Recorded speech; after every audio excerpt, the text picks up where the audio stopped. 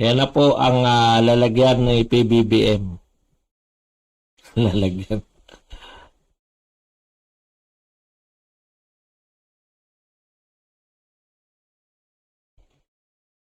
May sounds ba sila?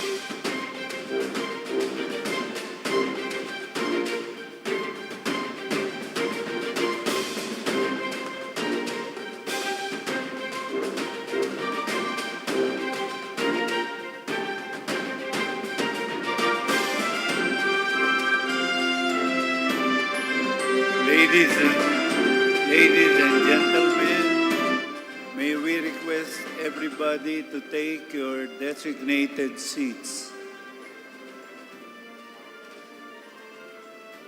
May we request everybody to take their designated seats. Thank you.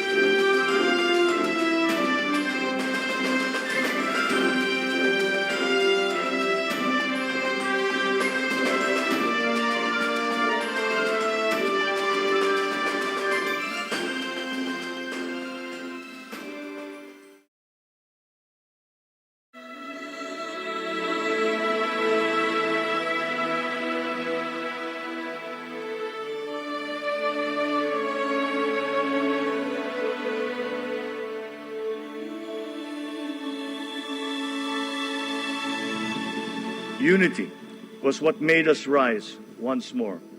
Nagsisimula pa lamang tayo. Ang pagbangon ng ating bayan ay magpapatuloy pa. Hinihiling ko ang inyong tiwala at pakikiisa. Sa ganitong paraan, makakamtan natin ang ating tanging hangarin, ang maginhawa, matatag at panatag na buhay para sa lahat ng Pilipino.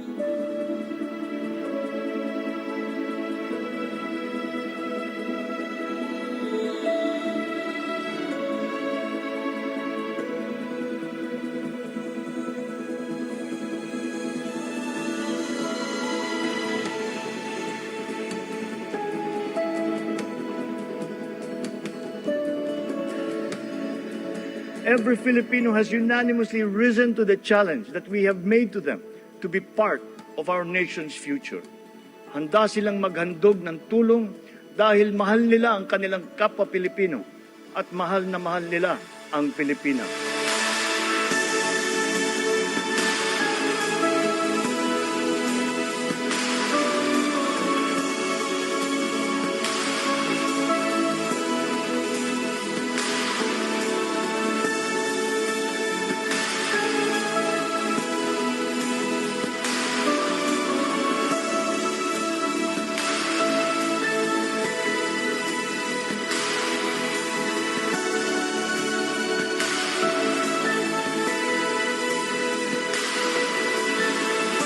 With this in my heart, I know that the state of the nation is sound and is improving. Dumating na po ang bagong Pilipinas.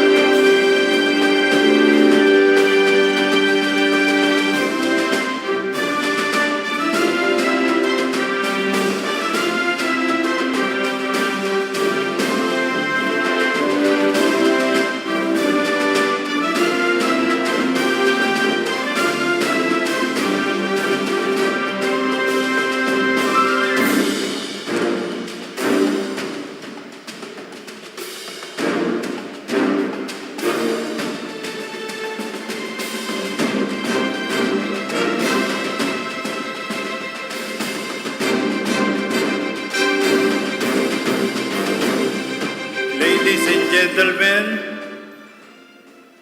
the President of the Republic of the Philippines, His Excellency Ferdinand R. Marcos Jr.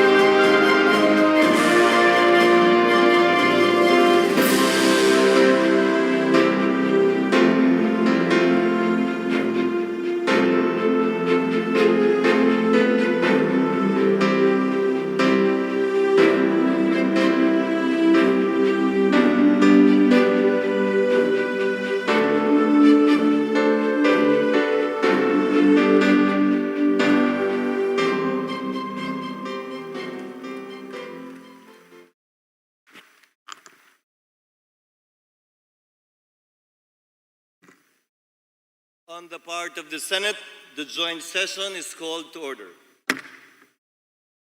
On the part of the House of Representatives, the joint session is called to order. Please rise for the singing of the Philippine National Anthem to be led by Ms. Blessy May Abagat.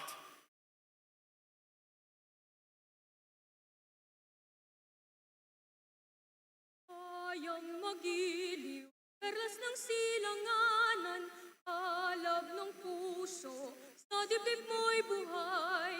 Lupang hinirang, tuyan ka ng magiting, sa manlulupi. Di ka pasisiil sa dagat at bundok, sa simoy at sa langit mong bugha. May dilag ang tula at awit sa paglayang minamahal. Ang kislap ng watawat mo'y tagumpay na nagniningning. Ang bituin at araw niya kailan pamay di magdidilim. Lupa ng araw ng luwal at pagsinta mo'y langit sa piling mo.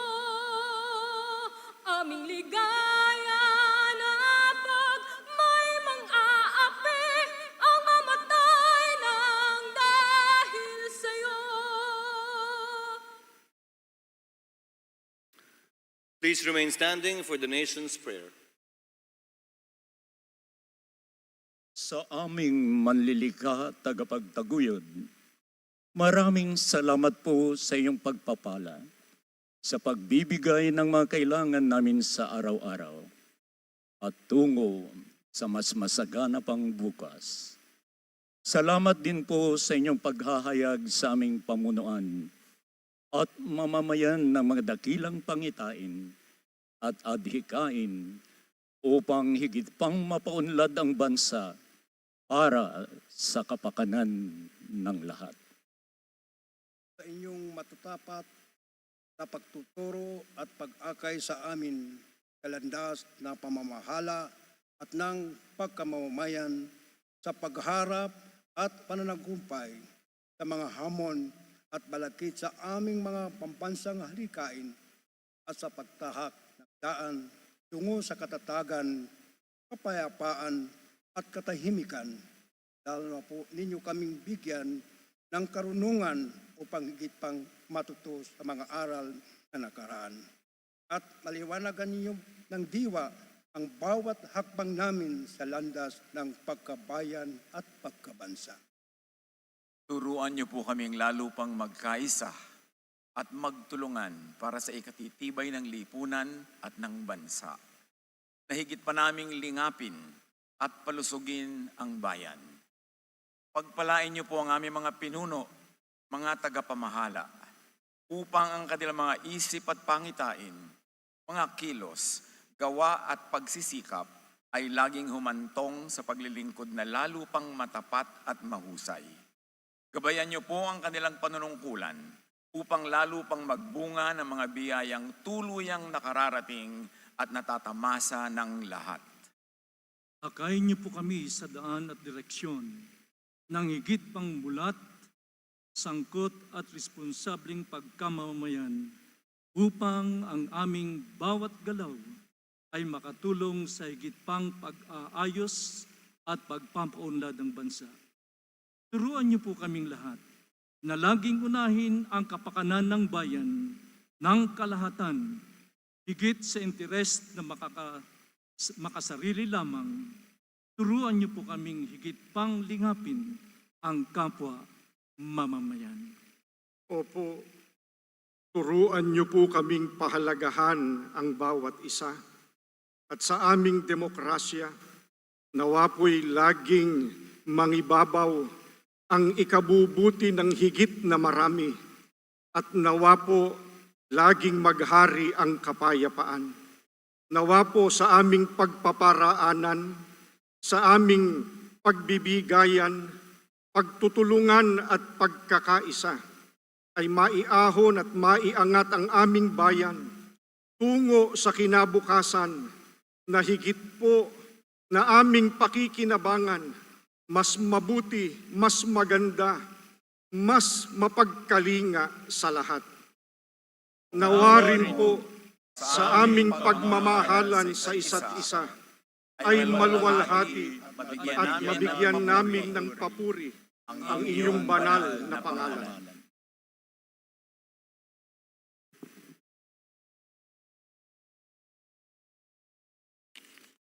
Ladies and gentlemen, honorable members of the Congress of the Philippines, His Excellency Ferdinand Romualdez Marcos Jr., President of the Republic of the Philippines.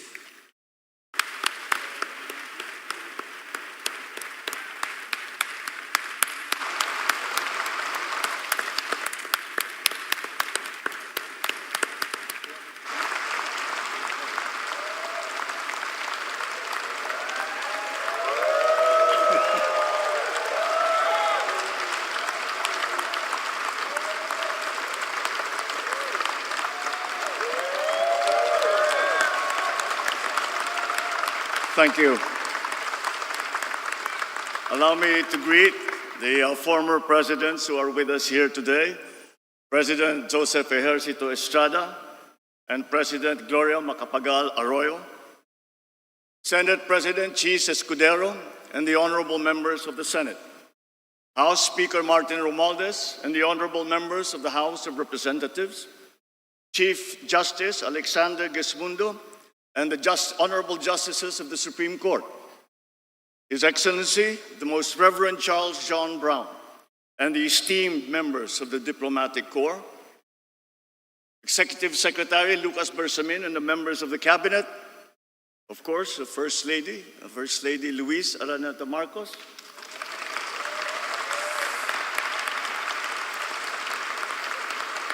other distinguished guests, mga minamahal kong kababayan, magandang hapon po sa inyong lahat. The hard lesson of this last year has made it very clear that whatever current data proudly bannering our country as among the best performing in Asia means nothing to a Filipino who is confronted by the price of rice at 45 to 65 pesos per kilo. Bagamat maganda ang mga statistikang ito, wala itong kabuluhan sa ating kababayan na hinaharap ang realidad na mataas ang presyo ng mga bilihin, lalo na ang pagkain, lalo't higit ng bigas. Totoo, puwersa ng merkado sa ating bansa at maging sa buong daigdig ang siyang nagdidikta ng presyo. Punso dito, halimbawa, ng giyera, problema sa supply at puwersa ng kalikasan tulad ng El Nino na naranasan din sa ibang bansa. Subalit, hindi na ito mahalagang alalahanin ng ating mga kababayang nabibigatan sa presyo ng bigas.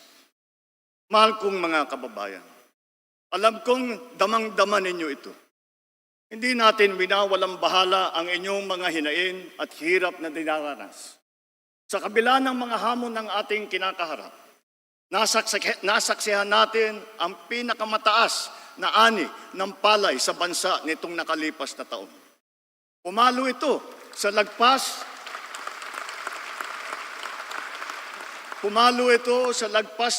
milyong tonelada, ang pinakamataas na ani mula noong 1987. Gayunpaman, ang ani na ito ay katumbas lamang ng 13 milyong tonelada ng bigas. Kulang pa rin ito para sa ating pangangailangan na 16 na milyong tonelada ng bigas, kung kaya't napipilitan tayong mag-angkat. Ngunit, lokal na produksyon pa rin ang ating mas bibigyan ng halaga. Kaya patuloy nating sinusuportahan ang sektor ng agrikultura upang mapabilis, mapadali at mapalakas ang produksyon mula sa pagpunla, pag-ani at paghuli hanggang sa pagbiyahe at pagbenta, upang maiwasan din ang pagkasira ng mga produkto.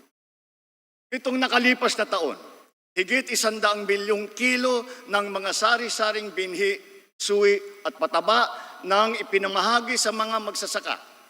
Namigay rin ang pamahalaan ng mahigit 300,000 inahin upang ito ay maparami.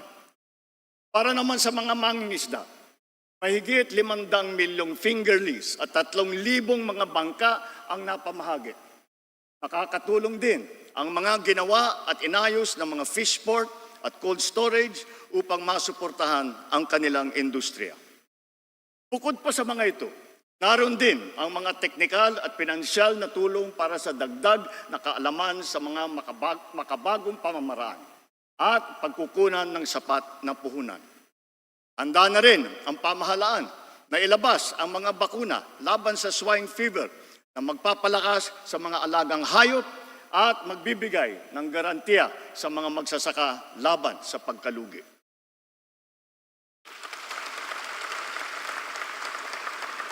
Nagsasagawa rin tayo ng mga kaugnay na hakbang upang pababain ang presyo at madagdagan din ang ating supply ng pagkain. Because of compelling emergency reasons, such as illegal price manipulations by hoarders and smuggling, we were constrained to temporarily implement mandated price ceilings on rice. We also extended the reduced tariff rates to facilitate the importation of rice, corn, and pork until the end of this year. Tinitiyak ko sa ating mga magsasaka at sa buong sektor ng agrikultura na ang mga ito ay pawang panggipitang solusyon lamang. Sa reformang sakahan naman, tuloy pa rin ang ating programa at ang pamamahagi ng mga titulo sa ating mga magsasaka. Sa nakalipas na 2 taon, mahigit 130,000 titulo na ang ating naigawad sa mga benepisyaryo. Tuloy-tuloy din at pinabibilis pa natin ang pagkakahati-hati ng Collective Certificate of Land Ownership Award o yung CLOA para sa mga individual na benepisyaryo nito. Pinamamahagi na rin ang mga Certificate of Condonation kaugnay ng pagpapawalang bisa sa mahigit 57 bilyong piso utang na may 600,000 benepisyaryo. Bukod pa rito, naresolba rin ang mahigit 70,000 mga kaso patungkol sa reformang agraryo. Kasama rito ang mahigit 2,000 kasong matagal nang nakabinbin bago pa man pumasok ang administrasyon. Through modernized customs procedures and heightened enforcement efforts, more than 2.7 billion pesos worth of smuggled agri-fisheries products have been seized, preventing them from entering the market and negatively influencing prices. Bilang leksyon, ang mga nasabat na kargamento ng bigas ay agad nating ipinapamahagi sa ating mga mahihirap na kababayan. Ganon din ang sasapitin ng lahat ng mga ipupuslit ng mga bigas. Ang ibang mga produkto naman ay ating sisirain o susunugin, bukod pa sa pagkakakulong sa mga mahuhuling mga salaryman. Soon, we will be implementing the pre-border technical verification and cross-border electronic invoicing of import commodities. This will send a strong message that we mean serious business. To reduce unnecessary business costs, local government units no longer collect fees and charges from motorists transporting goods and merchandise while passing through national roads. On the same principle, LGUs have been strongly urged to refrain from collecting similar fees for the use of local roads. Nagsilbing kaagapay ng taong bayan ang kadiwa sa panahon na mataas ang presyo ng pagkain. Dahil naging epektibo ito, ang mga kadiwa centers ay magpapatuloy pa. Patuwang ang mga lokal na pamahalaan, dinagdagan pa natin ang mga kadiwa sa iba't ibang panig ng bansa. Higit sa lahat, layunin nating gawin permanente rin at mas madalas pa ang pagdaraos ng mga kadiwa. Matapos ngayong taon, ang 1,200 kilometro ng mga farm-to-market roads sa buong bansa. Mahigit 9,300 makinarya ang maipapamahagi at pasilidad na magagawa ngayong taon. Patuloy tayo nagbubukas at kukumpuni ng mga irigasyon sa buong Pilipinas. Ngayong taon, bibigyan natin ng patubig ang halos 45,000 ektarya ng bagong lupain.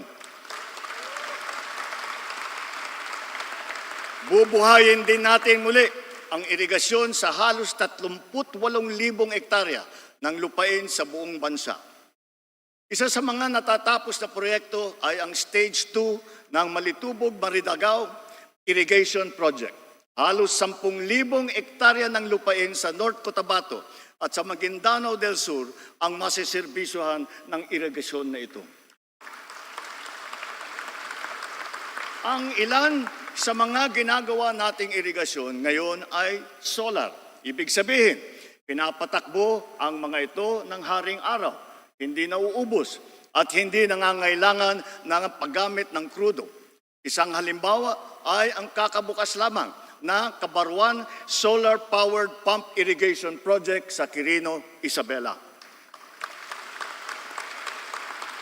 Samantala, dahil sa Halaur River Multipurpose Project sa Iloilo, halos 32,000 ektarya ng lupain ang mabibigyan ng patubig. Patutunayan ng proyekto sa Halaur River ang pinalalawig na potensyal ng irigasyon. Hindi na lamang patubig sa sakahan ang kaya nitong gawin. Ito na rin ay magagamit sa pagkontrol ng baha, paglikha ng kuryente, at pati na rin para sa turismo. Moving forward, irrigation dams will supplement all our other bulk water projects to ensure water security for our people, especially in the underserved areas. Matindi ang naging epekto ng dumaang El Nino, lalo na sa mga sakahan. Sa tinamong pinsala mula sa pagkasira ng mga pananim, nagkaroon ng proteksyon ang ating mga magsasaka sa pamamagitan ng ating binigay na crop insurance. Sa nakalipas na 2 taon, mahigit 9,000 piso halaga ang naging bayad pinsala para sa mga apektadong magsasaka at mangingisda. Ngunit, mainam na rin na nailunsad na maaga ang mga modernong paraan ng pagtatanim tulad ng low water use farming technologies. Sa ating nasimulan na proyektong Lawa at Binhi, isinasagawa na ang mga modernong imbakan ng tubig upang lalong maging handa at protektado ang ating mga magsasaka sa banta ng tagtuyot. As we can see in all the world, weather events are, as has been predicted, getting more extreme, such as torrential rains that instantly shift to scorching heat waves or vice versa. Our country's geographical location makes us highly vulnerable to the adverse effects of climate change. Precisely because of our inherent vulnerability, we are proactive advocates for heightened climate responsibility and justice on the global stage. To this end, we have secured a seat on the board of the Loss and Damage Fund. And further, the Philippines has also been selected as host country to that fund. This will require an enabling law from Congress to confer the legal personality and capacity to the board. This welcome development shall complement all our other climate adaptation and mitigation measures and give us a strong voice to access the needed financial assistance for climate-related initiatives and impacts. Gayunpaman, ang pinakamahalaga ay ang buong bansa ay matibay at laging handa sa nakakapinsalang mga sakuna. Nangunguna ang ating mga DRRM workers upang tiyakin ang ating malawakang paghahanda at ang ating pagiging mulat at listo sa anumang oras. Bilang pangunahing paghahanda, nagtatayo tayo ng mga mahalagang infrastruktura na magsisilbing proteksyon at sentro ng koordinasyon, lalo na sa aspeto ng paghahatid tulong. Within the past 2 years, almost 100 evacuation centers have already been built. While in January of this year, we started the operations of our Disaster Response Command Center, which shall serve as a central hub for the government's disaster response efforts. Ngayon, sa pagpihit ng panahon, ang hagupit ng La Nina at mga matinding pag-ulan naman ang ating binabantayan at pinaghahandaan. Mahigit 5,500 flood control project ang natapos na at marami pang iba ang kasalukuyang ginagawa sa buong bansa.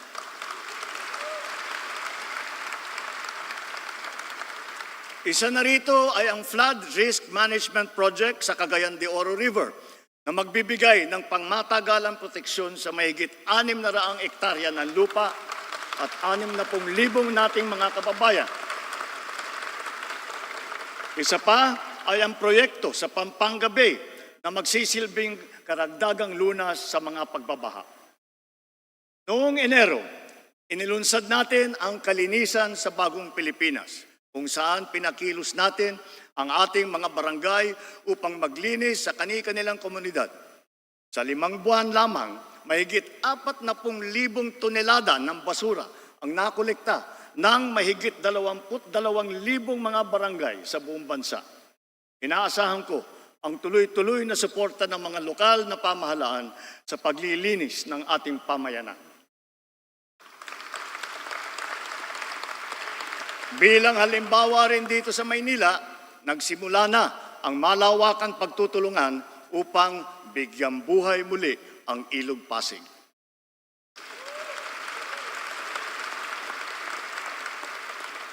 As we enter the midterm, our infrastructure development remains sustained, strategic, and on schedule. Aside from agriculture and disaster risk, our other vital sectors and pillars such as education, health, energy, low-cost housing, transport, information technology, they all stand to benefit from our aggressive infrastructure development as befitting our upper middle income economic target. With the results that we have seen 2 years into this administration, we can claim that despite challenges, we are steadily progressing towards our targets in the medium term. Our power and internet services are continuously being upgraded in both capacity and connectivity. Sa ating free Wi-Fi program, halos 10 milyong unique user devices ang nakikinabang sa libreng internet sa mahigit 13,000 lugar sa buong Pilipinas. Nasasagap ito sa marami nating mga paaralan at mga malalayo at liblib na mga po. Patuloy pa ang ating pinaparami ng mga libreng Wi-Fi sa buong bansa. As part of our nationwide internet infrastructure development, Phase 1 of the national fiber backbone has been completed and operationalized. Phase 2 and 3 have already begun early this year and shall be completed by 2026. This fiber backbone will give us sufficient capacity in terms of bandwidth. As of 2022, only 77% or 20.6 million households were connected to the internet. This is much too low. Together with our private sector partners, we will efficiently harness the concept of common towers to provide connectivity to Filipinos who are at the far end of the last mile. Expect full government support to ensure the successful completion of this critical project, including policy reforms and streamlined processes. Bigger and faster IT infrastructures require stronger and more impervious cyber defense. Our recently launched National Cybersecurity Plan lays down the blueprint for us to safeguard our systems against cyber attacks. With this said, I have directed the agencies concerned to ensure that the speed and quality of our IT development always mirrors the pace and trajectory of our economic aspirations. As energy projects get completed and new investments pour into this sector, we expect our nation's power supply to increase at a steady pace to meet our growing demand in the next few years. Nonetheless, we are continuously diagnosing and urgently addressing power shortages, as well as the systemic causes of blackouts in unserved and underserved areas. Ireremedyohan natin ang pangangailangan ng mga lugar na wala pang kuryente at madalas ma-brownout sa pamamagitan ng microgrid at off-grid systems at mga missionary small power utilities na sinusuportahan pa rin ng solar. Running through Bataan, Pampanga, and Bulacan, the newly inaugurated Mariveles-Hermosa-San Jose transmission line will further strengthen the reliability of the Luzon power grid. In the Visayas, all stages of the Cebu-Negros-Panay Backbone Project have likewise been completed. This project shall serve to stabilize the power situation in Western and Central Visayas and avert recurrences of power outages experienced in the past. Dahil sa proyektong ito, naiwasan ang blackout sa Panay Island noong Abril hanggang Hunyo sa kabila ng yellow at red alert sa region. And just last week, the Dumanhog-Corelia line of the Cebu-Bohol Interconnection Project was energized, enabling the transfer of power between Cebu and Bohol. With these systems currently operating at capacity, these major power lines shall contribute to the efficient power exchanges not only between Luzon and the Visayas, but also involving Mindanao. Energy sharing and transfers between, among, and within the three island groups have now been made possible with the energization last January of the Mindanao-Visayas interconnection.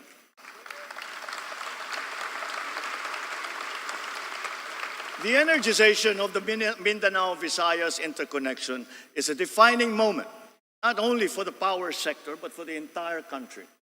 Finally, we have connected the power grids of all three major island groups. The unified Philippine grid is a fulfillment of this dream, whose seeds were planted in the 80s through a vision bolstered by R&D, which we accomplished by applying typical Filipino persistence and dedication. Batid natin lahat na ang presyo ng kuryente dito sa ating bansa ay mataas. Kaya patuloy tayo sa pagdadagdag ng mga infrastruktura ng kuryente na magpapababa ng presyo ng kalanunan. Sa kabilang banda, tinitiyak din nating makatarungan ang paniningil sa mga consumer. Ilan sa mga hakbang na pinatupad ng pamahalaan ay, una, ang mas maayos at patas na lifeline rate program para sa mga mahihirap, lalo na sa mga benepisyaryo ng 4Ps.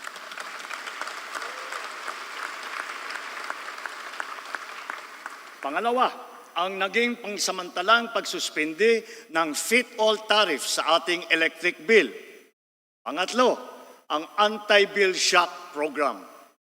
At pang-apat, ang naging pagsuspindi ng wholesale electricity spot market noong panahon na nag-red alert sa Luzon at Visayas grid. At ang panghuli, mga refund at pagpapatanggal ng mga sobrang singil sa consumer tulad ng franchise fee.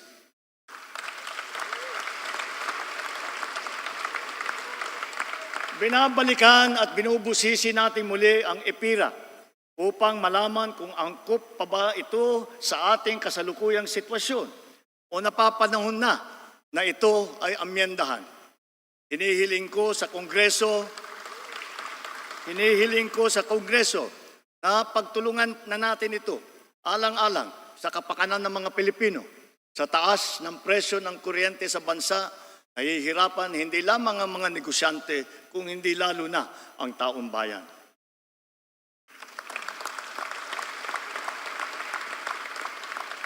As of May this year, 12,000 kilometers worth of roads and more than 1,200 bridges have been built and upgraded across the country. Of note, we have provided a budget to upgrade 367 bridges and almost 1,600 kilometers of road along our country's longest thoroughfare, the Maharlika Highway from Luzon all the way to Mindanao. Moreover, significant segments of major expressways which are part of the Luzon Spine Expressway network have now been opened to the public. The SLEX-NLEX-SLEX connector and the Plaridel bypass will be fully completed by the end of this year.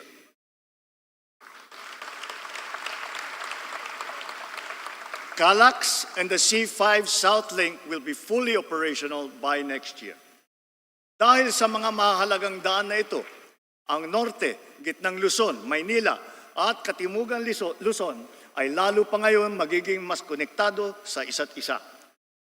Under our Inter-Island Linkage Bridge Program, we expect two major bridges to be open to motorists this year. One is the Panguil Bay Bridge, touted as the longest water-spanning bridge in northern Mindanao. This bridge will connect Lanao del Norte to Misamis Occidental. The other is the Gicam Bridge in Zamboanga, Sibugay, which shall connect the Olutanga the island to the mainland of Mindanao. In addition, travel to and from Clark Airport is now much faster and more convenient, with the inauguration of the 20-kilometer airport New Clark City Access Road in Pampanga. We are also in the midst of a railway renaissance. The Metro Manila Subway Project has logged significant accomplishments in its tunneling works. Sa puntong ito, katumbas na ng 3 hanggang 6 na palapag ang lalim na nahukay at tuloy-tuloy na umuusad sa susunod na istasyon. Other railway projects such as the MRT-7 and the North-South Commuter Railway are likewise progressing. We will make sure that the right-of-way issues are resolved in the most equitable, efficient, and expeditious manner so that these will not get in the way of our infrastructure development. Bilang bahagi ng LRT-1 Cavite Extension Project, ang ruta ng LRT Line 1 sa Metro Manila ay madadagdagan mula sa Baclaran hanggang Sucat. Bubuksan ito sa publiko sa loob ng taong ito. At sa ilang taon, aabot na ang linya na ito hanggang Bacoor. Nagdagdag din tayo ng 76 na bago at modernong mga tren sa LRT-1 upang mas dumami, bumilis at maging mas komportable ang biyahe ng mga pasahero.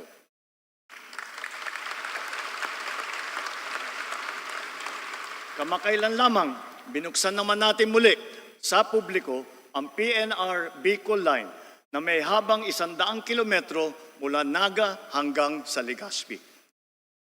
Gayon din, patuloy ang pagpaganda ng ating mga paliparan at ang ating mga daungan para sa ikaginahawa ng ating mga manlalakbay. Unang-una na rito ang paliparan ng Maynila. Sa pangangasiwa ng pribadong sektor, inaasahang gaganda ang itsura at serbisyo nito sa mga susunod na taon. Soon, it will be capable of accommodating 48 flights per hour, servicing our ever-increasing local and international flight routes, and catering to more than 62 million passengers every year. More than 70 airports and seaport development projects across the country have now been completed, and another 350 ongoing projects are set to be completed by the year 2028. Notably, the capacities of the passenger terminal buildings of the General Santos Airport and the Bicol International Airport have been expanded by 300 and 500%, now catering to 2,000 and 1,600 passengers respectively. Meanwhile, the Batangas Port PTB, our popular marine gateway to Mimaropa, the Visayas, and to Mindanao, can now accommodate 8,000 travelers at any given time. Thanks to Congress, the public-private partnership as a crucial funding mechanism for big-ticket projects is now institutionalized by the force of law.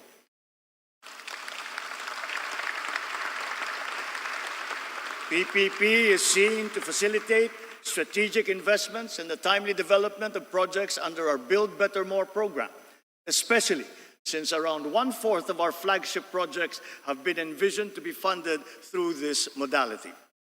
As a perfect example, the NAIA PPP will go down in our history, not only as among the largest and fastest approved PPPs, but one that has set the bar in terms of openness, transparency, and competitiveness of the process. Through this partnership, Our foremost aerial gateway is now primed for a revitalization. Once considered as among the worst and most stressful airports in the world, it will soon be a world-class international airport that we can all be proud of.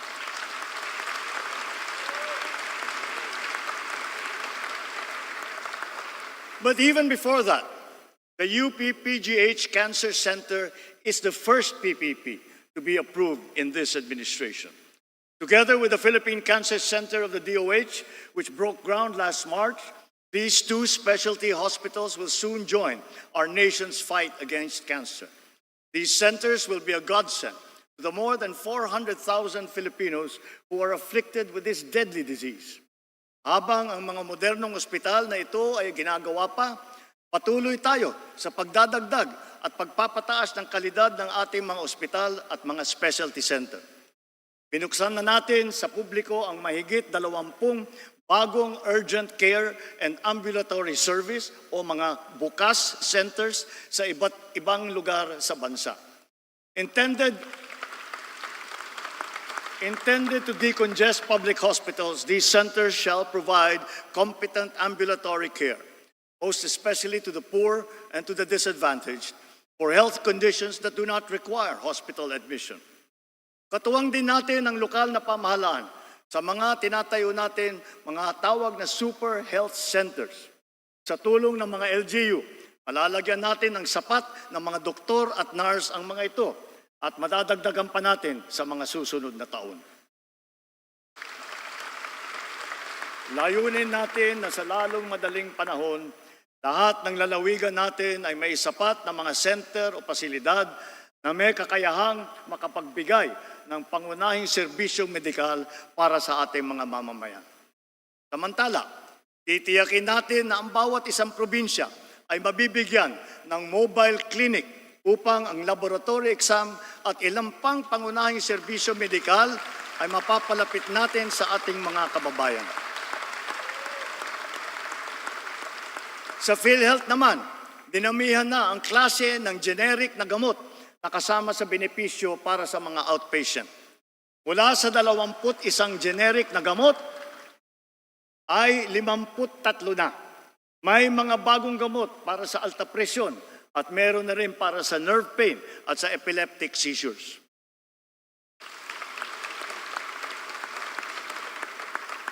Bilang tugon sa dumaraming insidente at tumataas na presyo ng pagpagamot, itinaas na ng PhilHealth ng mahigit doble ang mga benepisyo para sa mga malulubhang karamdaman tulad ng acute stroke at pulmonya.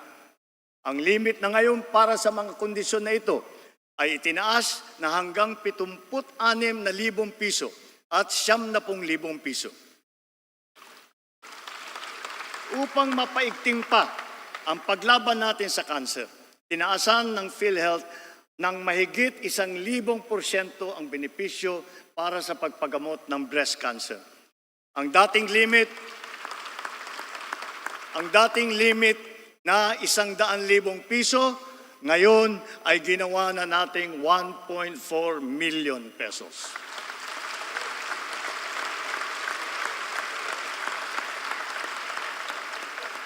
Ang benepisyo naman para sa colon cancer ay pinag-evaluate na rin. At bago matapos ang taon, may sasama na rin sa mga benepisyo ng PhilHealth ang chemotherapy para sa cancer sa baga, atay, ovary at prostate. Naglaan po tayo ng mas mataas na pondo para sa ating medical assistance program. Kaya higit na mas marami pang mga Pilipino ang matutulungan nito ngayong taon. Aside from our aggressive hiring efforts, we have enhanced medical and allied health programs, allocated seed funds for public medical schools, and launched scholarships and review and upskilling programs.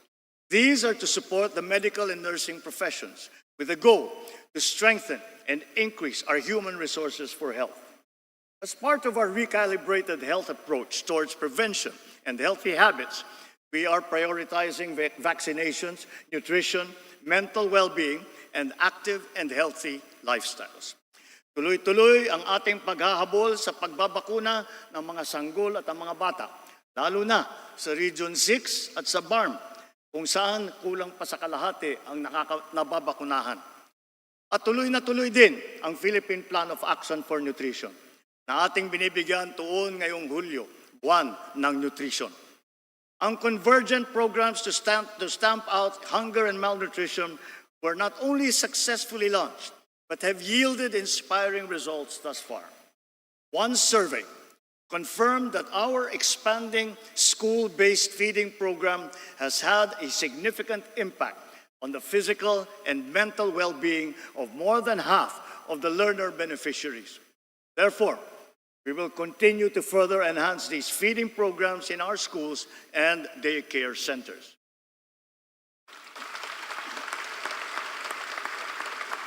The recently launched Walang Gutom 2027 will now be fully rolled out from the initial 2,300 households now all the way to 300,000 food-poor households across the country by the end of this year. But the program will go on until we feed the 1 million most food-poor families by 2027. An important component of our strategies to address malnutrition shall be the program for the first 1,000 days, or the first 2 years of a child's life. To ensure the health and nutrition of children 0 to 2 years old from the poorest families, we have proposed in the 2025 budget a new grant under the Pantawid Pamilyang Pilipino program for this purpose. Sa pamamagitan nito, ang isang buntis o ang isang ina na benepisyaryo ng 4Ps ay mabibigyan ng karagdagang tulong pinansyal na laan para sa kanya at sa kanyang anak. Ang tulong na ito ay upang matiyak na siya at ang sanggol na kanyang sinapupunan o batang anak ay maaasikaso ng doktor, mababakunahan at mabibigyan ng sapat na nutrisyon.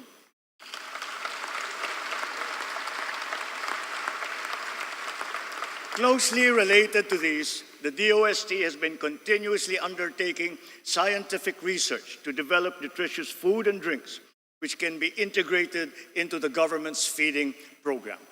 Government is aware of the pressing yet delicate social issues of the day, such as the mental well-being of our people. The DOH has launched its comprehensive mental health plan and ensured sufficient supply of medications. PhilHealth has also released this year its mental health benefit package for all its members. At the same time, grassroots and sports for all programs are back in the mainstream, catering to Filipinos of all ages. Nailunsad na namang muli ang taunang palarong pambansa matapos ang 3 taon na pagkakatigil nito dahil sa pandemya. Pinabati natin ang Marikina at Cebu at ang kagawaran ng edukasyon sa kanilang matagumpay na pagtatanghal ng mga palarong ito. We will continue to support these health-enhancing sports programs.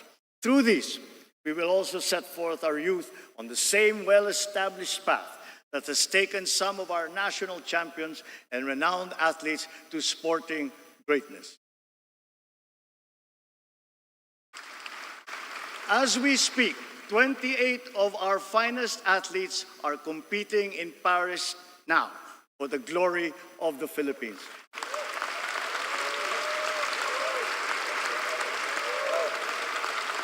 Let us wish them well and the best of luck.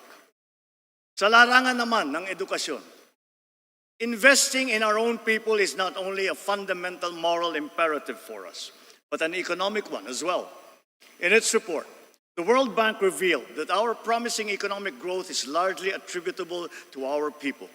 The great bulk of the country's wealth is being created by the skill, the industry, and the resourcefulness of all Filipinos. Ngunit, sadyang marami pang ibubuga ang Pinoy. We must harness the totality of the Filipinos' potential. Thus, for consecutive years, we have prioritized an increase in budget for the inclusive development of Filipinos, not just in food, nutrition, and health, but even more so in education and training.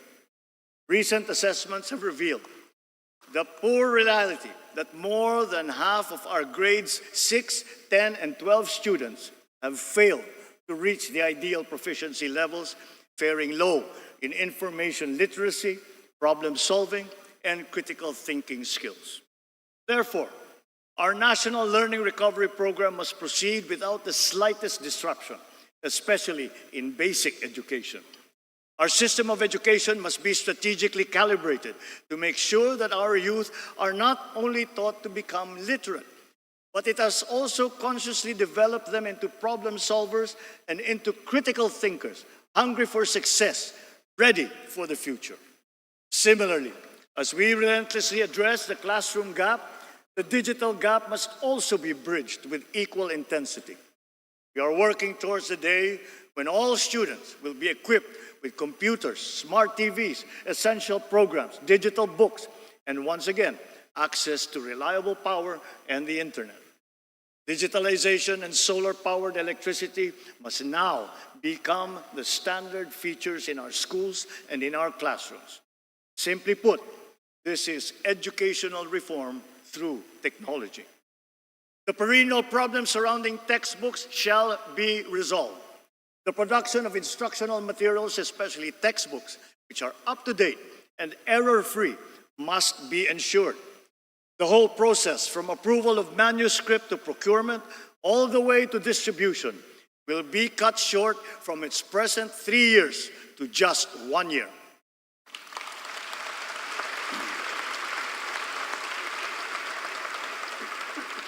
Ito ngayon ang magiging hamon sa ating bagong kalihim, na tiyakin ang pagbangon at pagtaas ng kalidad ng edukasyon sa bansa sa lalong madaling panahon.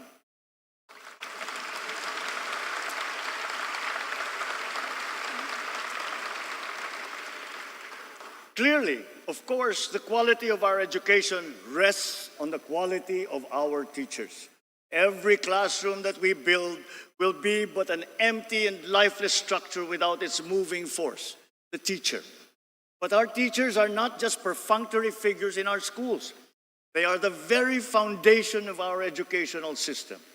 And so, as we build and upgrade schools, so too must we uplift and upskill our teachers, whose competence and trademark Filipino patience, determination, and compassion will be at the core of our national learning recovery.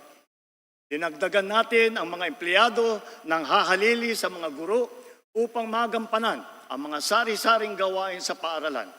Sa gayon, ang ating mga guro ay makakatutok ng mabuti sa kanilang propesyon na pagtuturo.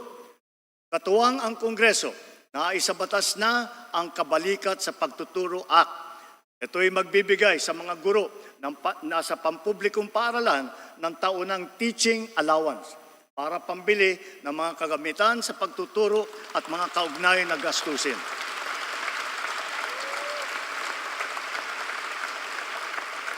Matatanggap na nila ito simula sa susunod na taon. Meron na rin silang personal accident insurance mula sa GSIS. Makakapaghatid din ng dagdag na ginhawa ang special hardship allowance para sa mga karagdagang public school teacher na masasaklaw nito na nakakaranas ng matinding hirap at panganib sa kanilang araw-araw na pagtatrabaho. At wala na ring utang taging sa mga teacher. Hindi magiging hadlang ang kanilang pagkakautang upang makapag-renew ng kanilang mga lisensya. Pagkus, marapat lamang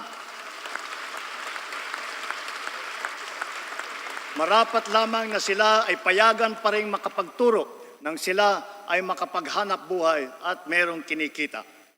Of equal significance, we have allocated funds to finally implement the expanded career progression system for our public school teachers.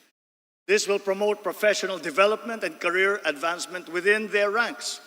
This expanded system lays out 2 major career paths for our teachers to pursue: the teaching and the school administration tracks, each of which shall have ample career growth opportunities. With this system in place, we will accelerate the career growth of teachers. Sa sistemang ito, wala nang public school teacher ang magre-retire na teacher 1 lamang.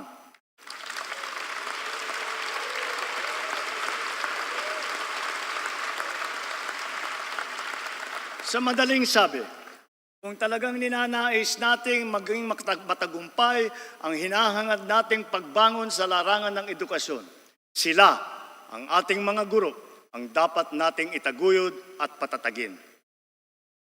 Last year, we reported that our system of higher education was gaining international recognition for all the right reasons. As further evidence, 87 of our higher educational institutions have now made it into various world university rankings. 51 of them are public universities or colleges. Also, we witnessed this past school year a significant rise in the enrollment rate in higher education, both in public and in private institutions. The same upward trend is likewise noted in technical vocational education and training, or TVET. Statistics do not lie. 8 out of 10 graduates of TVET ultimately land decent jobs. So with its high employability rate, TVET will definitely be instrumental in capacitating our people and in maintaining our employment rate at consistently high levels. Cognizant of its potential, the DepEd, CHED, DOLE, and TESDA have joined forces now to incorporate TVET in the senior high school curriculum to further boost the employability of our students.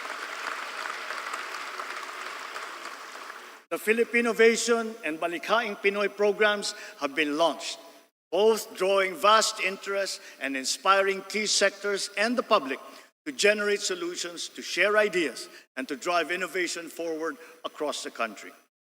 The IT and creative sectors are burgeoning industries, knowing no territorial bounds, and they hold great promise for our talented and hardworking people.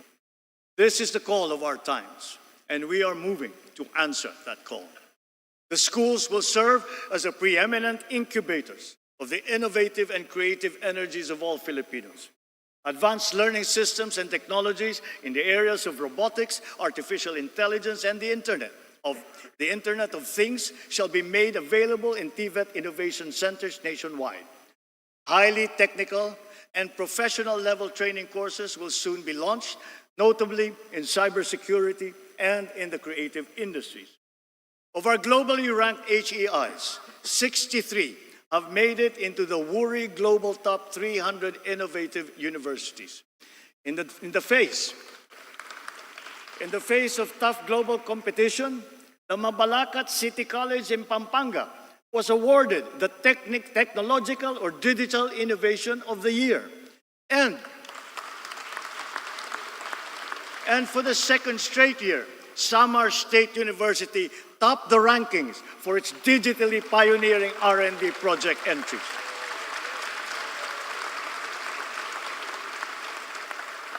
Relevant scholarships and R&D grants will continue to be available, aligned with our agenda to foster startups.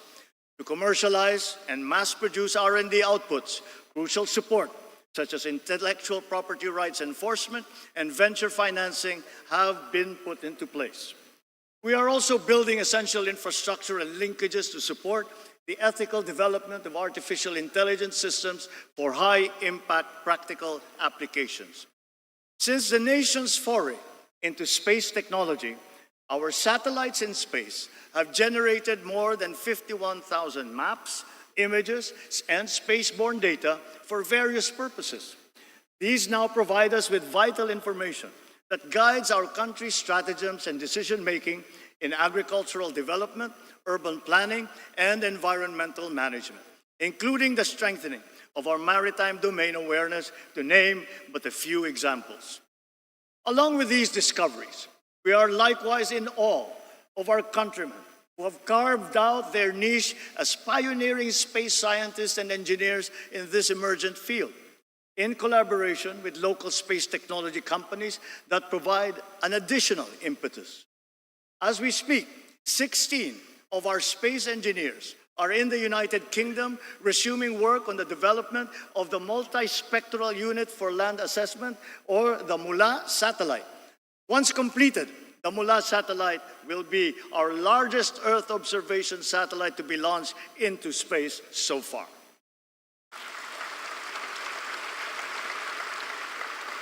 May they inspire the next generation of Filipino students to follow their footsteps and reach for the stars. Sa ating mga trabahador, our employment rate has increased to 95.9%.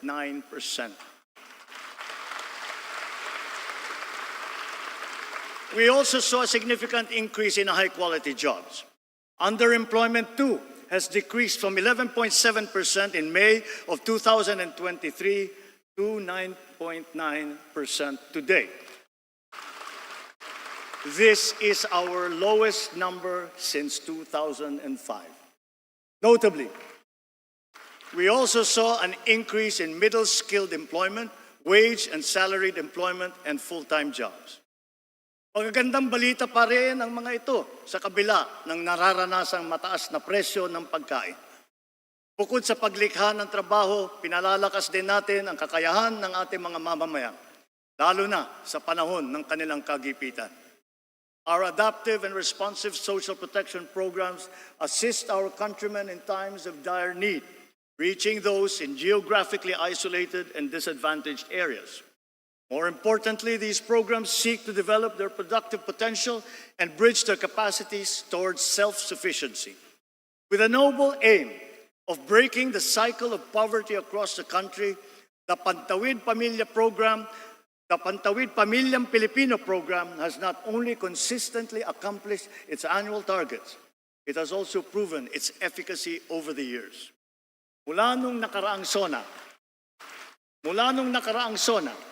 mahigit 420,000 pamilya ang nag-graduate sa programa. Ibig sabihin, sa tulong ng 4Ps, mas gumanda na ang kanilang kalagayan at kakayahang makipagsapalaran sa laban ng buhay.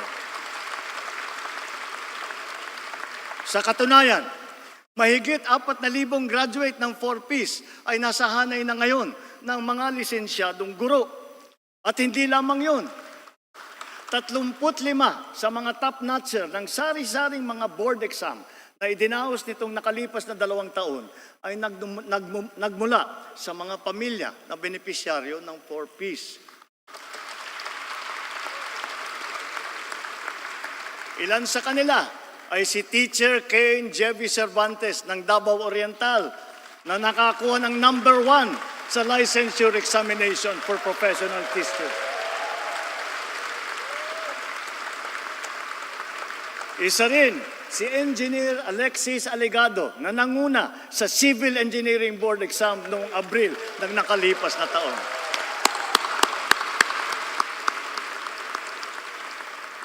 Tomorrow, the birth date of Apolinario Mabini, we cap off the National Disability Rights Week. Our PWDs can rest assured of government's effective implementation of beneficial policies and programs that will guarantee equitable opportunities, special interventions, and incentives for them. Mula nang pumasok ang administrasyong ito, nagsimula na ang mga programang pangkabuhayan na nakalaan para sa ating mga PWD. Sa susunod na taon, ilulunsad naman ng PhilHealth ang benepisyo nito para sa mga batang may kapansanan.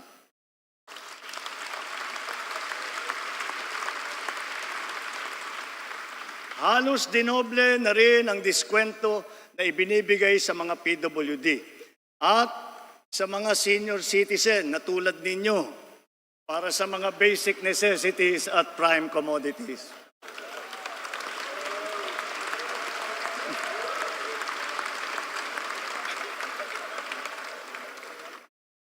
Natuwa kayong lahat doon. Sa lahat ng mga ginagawa natin ito, katuwang natin palagi ang pribadong sektor, lalo na sa mahalagang bagay ng trabaho at pasahod. With tripartite consensus, minimum wage levels have been increased in various sectors in all regions, including the BARM, for workers and private establishments. Makakapagdulot ito ng ginhawa sa mahigit 4 na milyong mga kababayan na natin at ng kanilang mga pamilya. Para naman sa ating mga kawani ng gobyerno, mayroon silang maaasahang medical allowance bilang karagdagang benepisyo sa susunod na taon.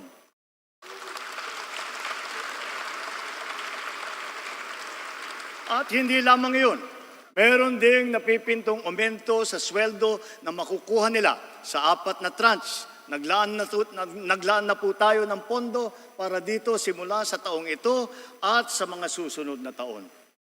Furthermore, we have extended the services of our job order and contract of service personnel working in government. This will also afford them ample opportunity to work on their civil service eligibilities while gaining additional relevant experience and training to upgrade their employment qualifications. Our aggressive infrastructure development, business-friendly policies, investment and export promotions, foreign visits, and economic missions are all aimed at generating not just jobs, but quality and competitive jobs. A substantial number of investment pledges have already commenced operations, with many more at various stages of development. Sa bilang natin, bukod sa malalaking kita para sa bansa, makakalikha ang mga ito ng mahigit 200,000 at 2,000 trabaho para sa ating mga kababayan.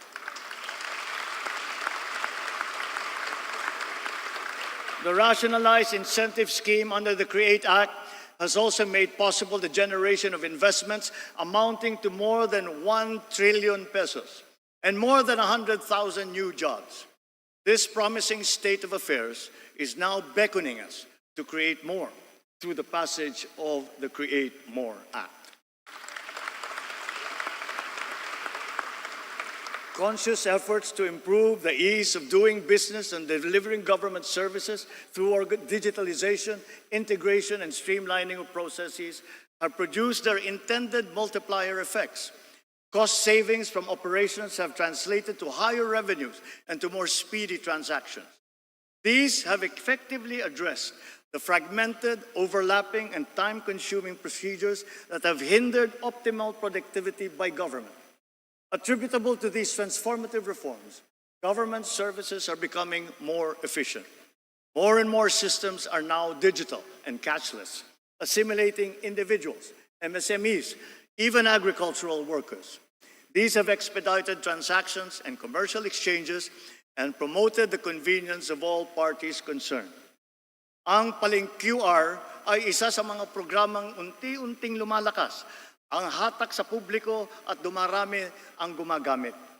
Bolstering our Cybercrime Prevention Act, the recently passed Anti-Financial Account Scamming Act will further protect the public by heightening the responsibility and security systems of banks and financial institutions and imposing high criminal liabilities on social engineering schemes and money mules. Job placement also has seen significant progress, especially through our Public Employment Service Offices, or PESOs, nationwide. PESOs have harnessed IT capabilities and improved labor industry coordination. Collectively, they boast a job placement success rate of 98%.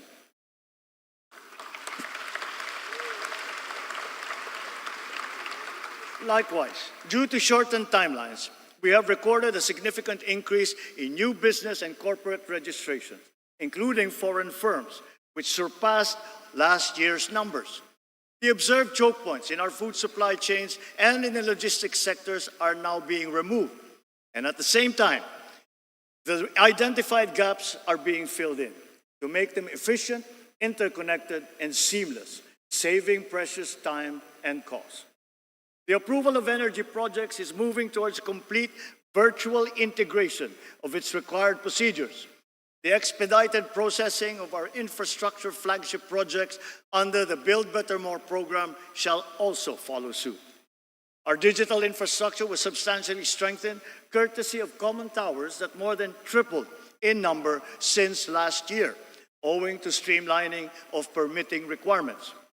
Air transport and tourism have been made more convenient because of the shift to paperless immigration and customs forms, thanks to the e-travel system. And soon, the piloted e-gates will be standard fixtures at airports to further facilitate ease of mobility during departures and arrivals. And with all this said, the implementation of the Philippine e-visa will be next in our digital transformation agenda.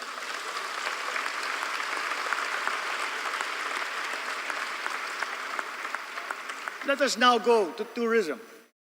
Because we in the Philippines have no less than 7,641 beautiful reasons to tap the potential of our tourism sector, for which our archipelagic nation is internationally renowned and from which many Filipinos derive their livelihood. While a resurgence in this all-important sector is being observed, pre-pandemic data present to us a great challenge that we must surpass.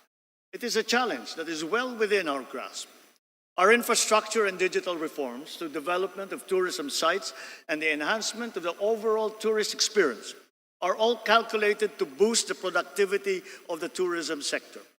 While doing so, we shall interpose the wholesome and hospitable Filipino brand in all the key tourism touchpoints, from tourist arrival all the way to departure. But the tourism challenge has already evolved and now requires a multifaceted strategy. The focus now is on experiential tourism. Food, culture, heritage, the arts, education, halal, Islamic traditions, dive, cruise, farm and ecotourism, even sports, have now become potent subjects and products of a nation's tourism. This is an imperative, and that we must elevate and expand our understanding of the one town, one product, or OTOP concept. It must not inhibit, but rather it must inspire. We must not rest content to have just one. Rather, we must seek the optimal number of high-quality products and services which at the same time showcase our community's distinctive history, traditions, and talents. Filipino creativity and ingenuity will enliven and unlock the as-yet untapped potential of these new facets of Philippine tourism. Sa ating mga OFW, ayon sa datos ng Bangko Sentral, mahigit 37 bilyong dolyar ang naipasok sa bansa ng ating mga OFW noong nakalipas na taon.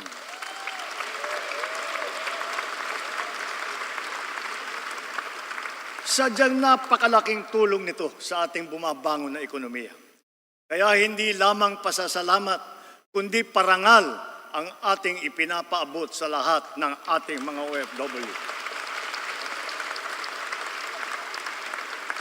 Sana ay napapanood nila ito. Ramdam na ramdam hanggang dito sa ating bansa ang inyong sakripisyo. Through vital partnerships with like-minded states, we have been able to promote our mutual interests, resulting not only in investments here and our strengthened national security, but also in quality jobs for our nationals seeking foreign employment. Through intense Philippine lobbying, the United Nations has adopted the resolution on promoting and protecting the enjoyment of human rights of seafarers. This will ensure their safe and decent living and working conditions at sea, a human rights imperative.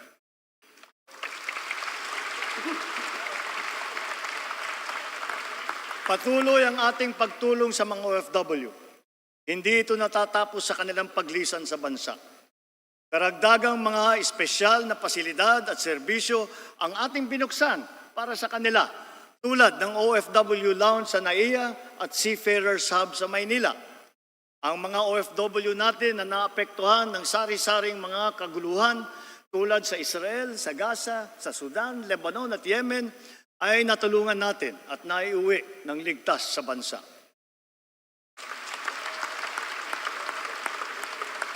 Gayon din ang naging pagtulong natin sa mga kababayan nating nasalanta ng kalamidad at krisis tulad sa Taiwan at sa New Zealand.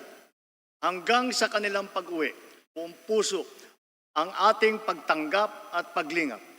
Ang nagbabalik-bayang mga OFW kasama ng kanilang pamilya ay sinusuportahan nating mabuti upang maging maayos ang kanilang bagong simula dito sa bansa para makakuha ng magandang trabaho o di kaya'y makapagtayo ng negosyo. Kaugnay sa aking naiulat noong isang taon, sinimulan na ng Saudi Arabia ang pamimigay ng tseke sa ating mga trabahanteng nawalan ng trabaho doon.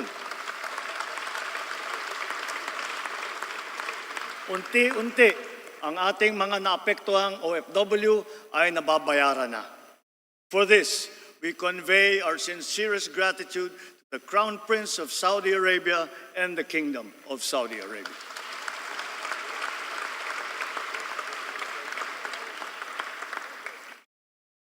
Lessons from history and current events teach us that peace and order is an essential ingredient of genuine prosperity and social development. This is the path that we choose to take. Despite difficulties, despite our diversity and differences as a people, we are joined together by a unique history and have constantly invested our energies and resources in strengthening the pillars of peace. Our police, military, and Coast Guard undergo continuous capacity building and asset upgrading so that they are better able to preserve the peace and defend our territory. We have noted an overall decrease in crime rate and an improvement in crime solution efficiency. But this is not enough. This is not enough. Our law enforcement need to continue to earn the trust of our people. The strong pillars of our criminal justice system, especially in light of the new rules on criminal investigation and our independent judiciary, function in unison. In tandem with the justice system, COA's audit mechanism works in harmony with our transparency, streamlining, and open government initiatives. All in all, these successfully foster a culture of accountability that curbs corruption in government. With the newly enacted Republic Act number 12009 that I signed just last Saturday, government procurement will be modern and innovative, more streamlined and efficient, and truly at par with global best practices. We sincerely thank Congress for its timely and decisive action in amending the 20-year-old law. We have come a long way in our quest for a lasting and inclusive peace. No guerrilla fronts remain active across our country today. Only 7 weakened groups remain to be dismantled, and they are the subject of focused operations.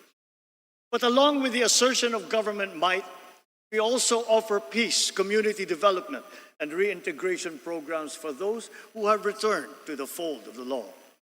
Through a comprehensive and transformative approach, we have rebuilt not only lives, but also conflict-affected communities.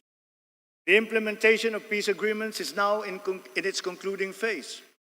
Former combatants now live peaceful and productive lives in their respective communities.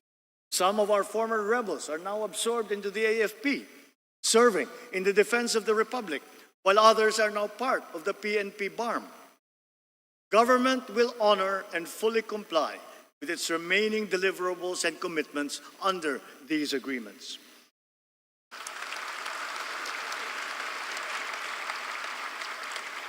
In November last year, we signed proclamations granting amnesty to former rebels.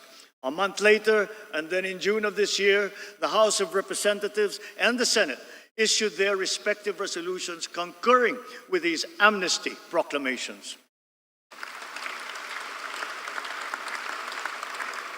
That Congress is one with us is a testament to the whole nation's sincere desire for peace. In such a short period, the BARM has impressively established a strong foundation for its progressive autonomous social development. Investments continue to pour into the BARM. Last year, investments in the region increased by 140% year on year.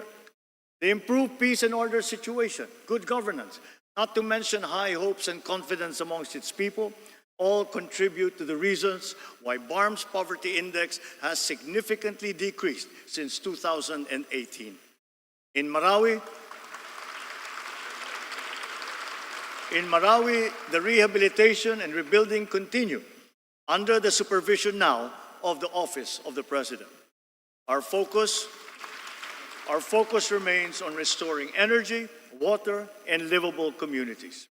As of today, all 7 intergovernmental mechanisms of the BARM, as mandated under the organic law, have been organized and activated. These will guarantee effective and constant consultation between the Bangsamoro and national governments in the fundamental aspects of governance. 5 out of the 7 essential laws for the BARM have already been enacted by the BTA Parliament. Now it has its own administrative code. It has its own local government code, its own election code, and those for education and the civil service as well. So with these inspiring developments, the BARM appears primed and ready for its regular elections, the first ones that they will have in the coming year.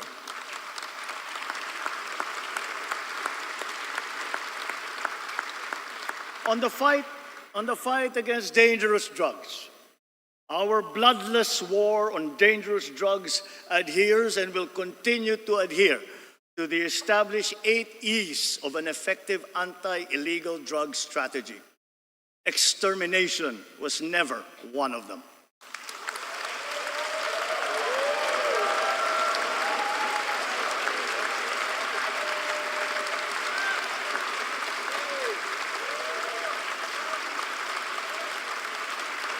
And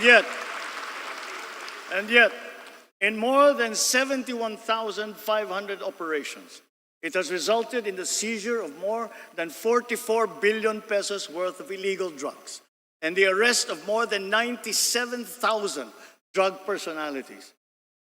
More than 6,000 of those arrested were high-value targets. 440 of them were government employees, of whom 42 were uniformed personnel. 77 were elected officials.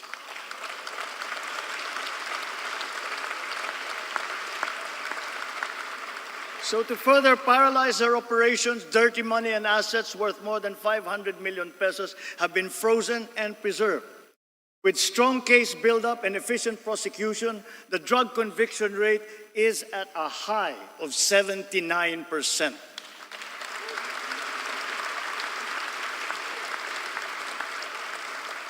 Together with this, we welcome the report that the number of drug-affected barangays in our country has been reduced by 32%.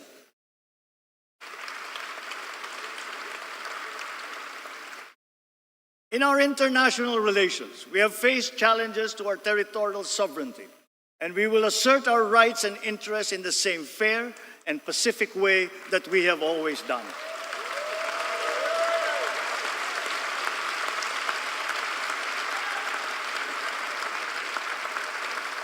Proper diplomatic channels and mechanisms under the rules-based international order remain the only acceptable means of settling disputes.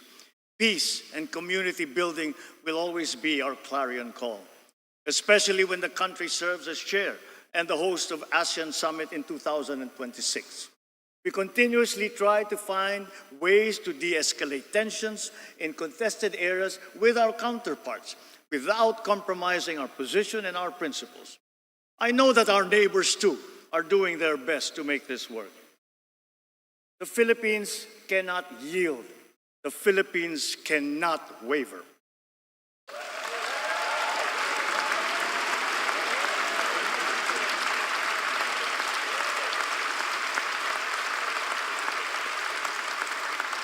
We are now more conscious as a people and strategic in heightening our aerial and maritime domain awareness.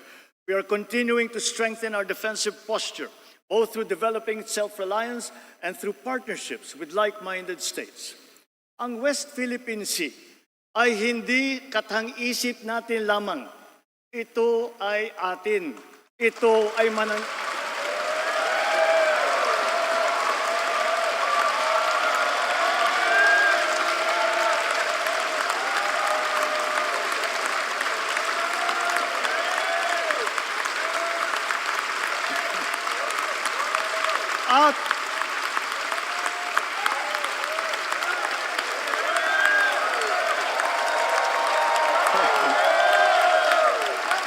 At ito ay mananatiling atin hanggat nag-aalab ang diwa ng ating minamahal na bansang Pilipinas.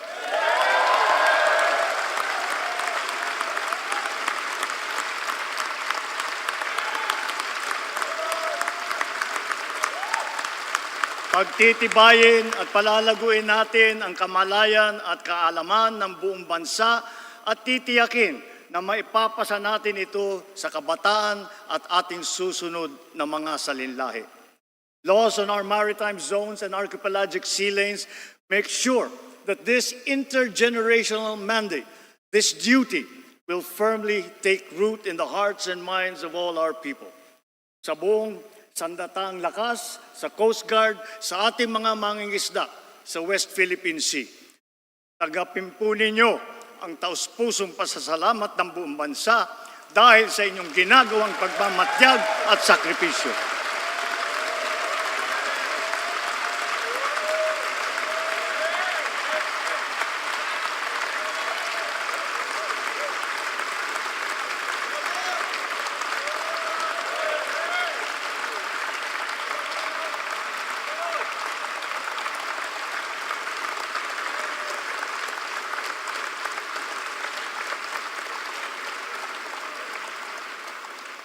Let us now turn to our economic status and our prospects. In spite of headwinds that we have faced, we have stayed the course. The country exhibits healthy signs of post-pandemic resilience comparable to strong economies in our region. Our poverty rate has significantly dropped to 15.5%, down from 18% in 2021. This present figure is even lower than the pre-pandemic level of 16.7% in 2018. Ang katumbas nito ay halos 2.5 milyong Pilipino ang naiangat natin mula sa kahirapan.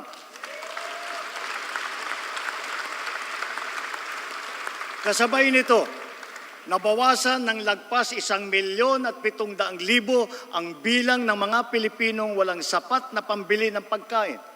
Patuloy natin pagsisikapan na marami pa tayong maiaahon mula sa kahirapan. To sustain the country's economic gains, we are promoting investment-led growth.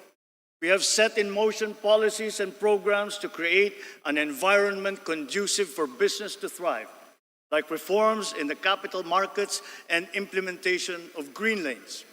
As a result, we have green lanes certified, around 100 projects with a total investment of about 3 trillion pesos across the sectors of renewable energy, digital infrastructure, food security, and manufacturing. The Philippine financial system remains robust and resilient. Tax and non-tax revenue collection has also become more efficient in pace with our rejuvenated economy. Notably, for the past 2 years, our GOCCs have remitted dividends to the national government with a combined tally exceeding their contributions in 2022.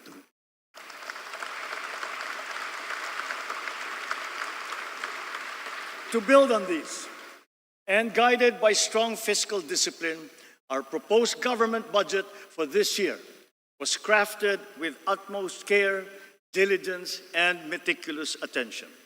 We look to the cooperation of our colleagues in the legislature, not only that our proposed national budget be approved in your usual timely manner, but it be adhered to as closely as possible. We expect all agencies to ensure that every centavo allocated will be judiciously spent for our urgent priorities and socially impactful programs.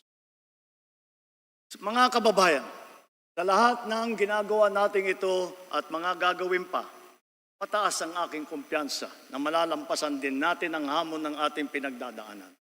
Dahil ito ang pangunahing hinain ng taong bayan.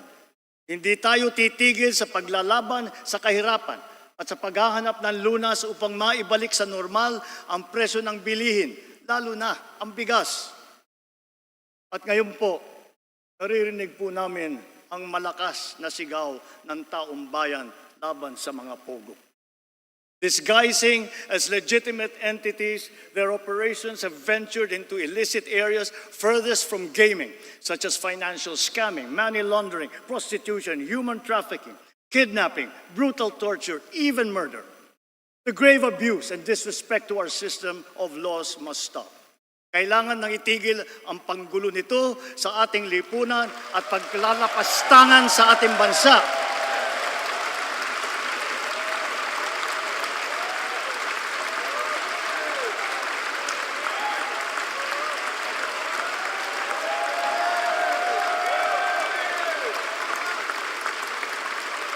Effective today, all POGOs are banned.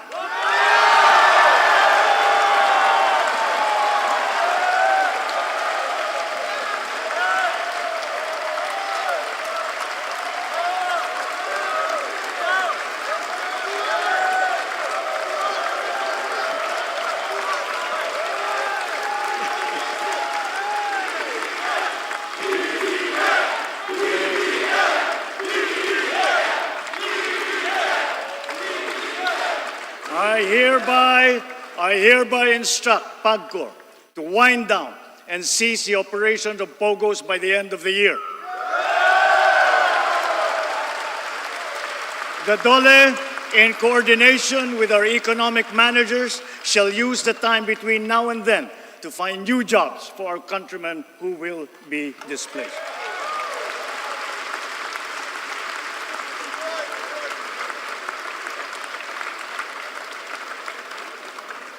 This will solve many of the problems that we are encountering. It will solve many of the problems that we have been encountering, but it will not solve all of them. To solve all the problems that we have been suffering under, all officials, law enforcers, workers in government, and most of all, the citizenry, must always be vigilant, principled, and think of the health of the nation. So, ladies and gentlemen, let me end by recalling the words of a great man. Let not anyone pacify his conscience by the delusion that he can do no harm if he takes no part and forms no opinion. Bad men need nothing more to compass their ends than that good men should look on and do nothing. He is not a good man.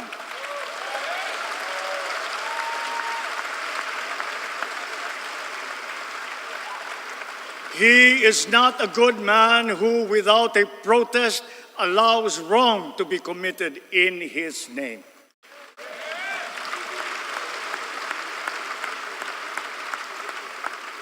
Mga minamahal kong kababayan, lagi po nating labanan ang mali at ang masama. Lagi po nating ipaglaban ang tama at ang mabuti. Lagi po nating mahalin ang Pilipinas. Lagi po nating mahalin ang Pilipino. Mabuhay po kayo at mabuhay ang bagong Pilipinas. Maraming salamat po.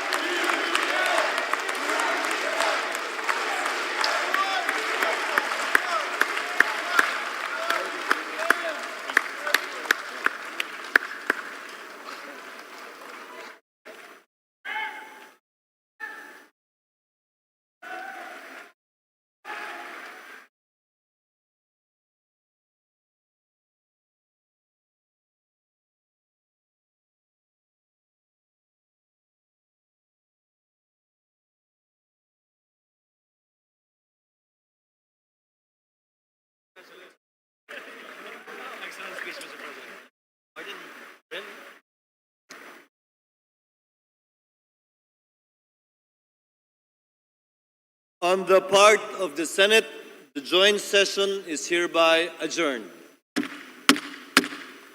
On the part of the House of Representatives, the joint session is adjourned.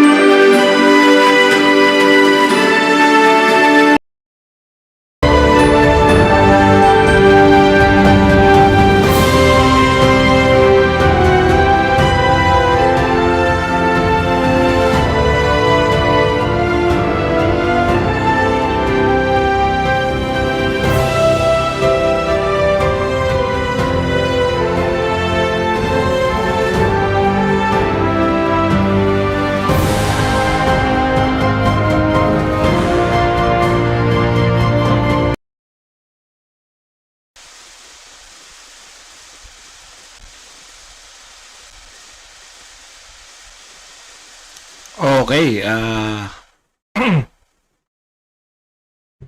siguro pahinga muna tayo pare-pareho. Hindi. Organize ko muna yung mga thoughts. Mamaya na muna tayo, mamaya na po natin na susuriin yung mga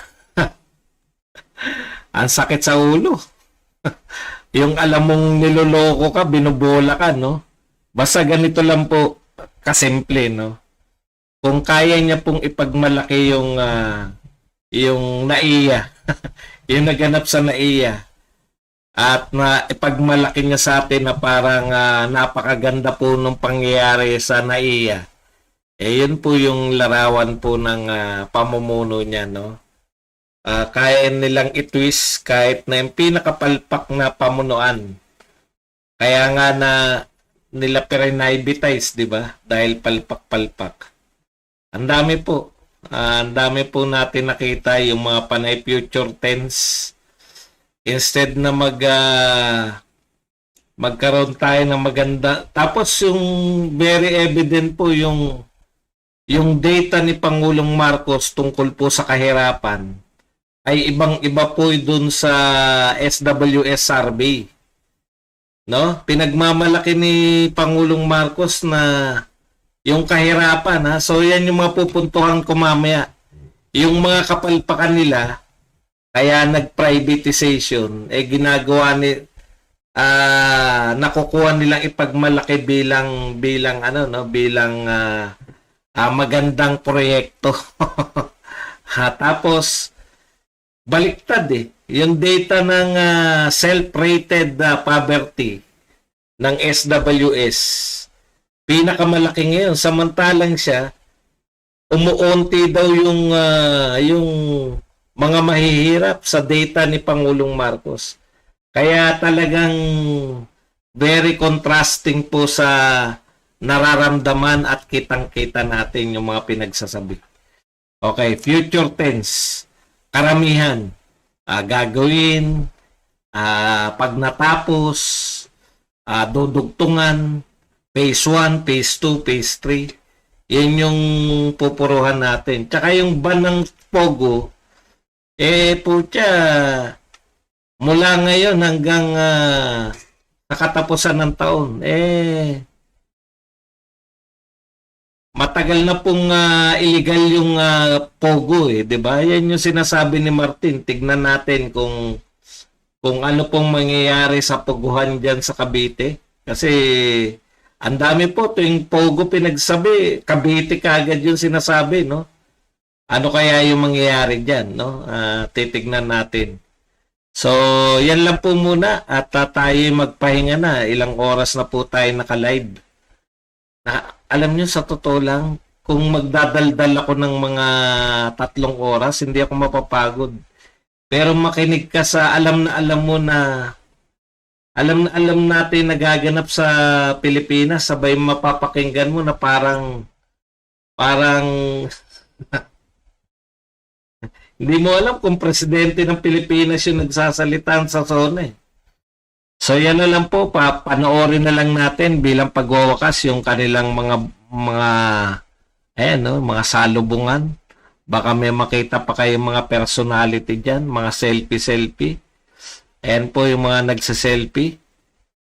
Ayan, yung mga, grabe po yung mga congressman. Alam nyo, yun, sila din. Siga dun, bida pa siga dun. Yung may silbing siga dun. Poverty alleviation. Mga patawa talaga. Si Joe de Venecia ba yan? Buhay pa pala yan si Joe de Venecia.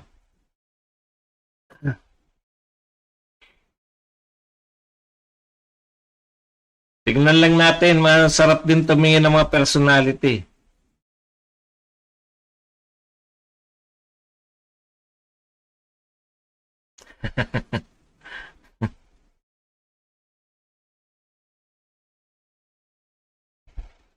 Panay kasinungalingan yun na natin. Kaya ang sakit po sa ulo, ang hirap i-absorb. Mamaya po, makikita po natin yan lahat. Ito na ang mga congressman na selfie-selfie.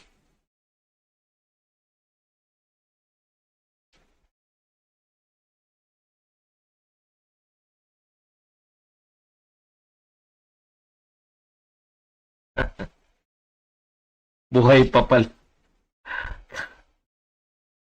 Si Jody Venecia ba yun?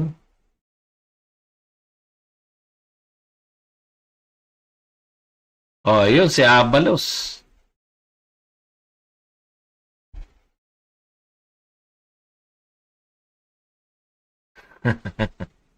Papalitan lang pala yung pangalan. Ayan na po. Maraming salamat po sa inyong lahat. Mamaya po, mamayang gabi, suriin po natin yan. Isa-isahin po natin. Magpapahinga lang po tayo. Pahinga lang natin ng konti yung ating mga utak. Thank you very much po. Hanggang mamaya pong gabi.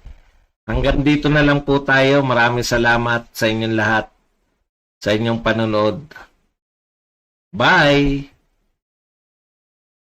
Oo. Tama. Kunwari masaya sila eh.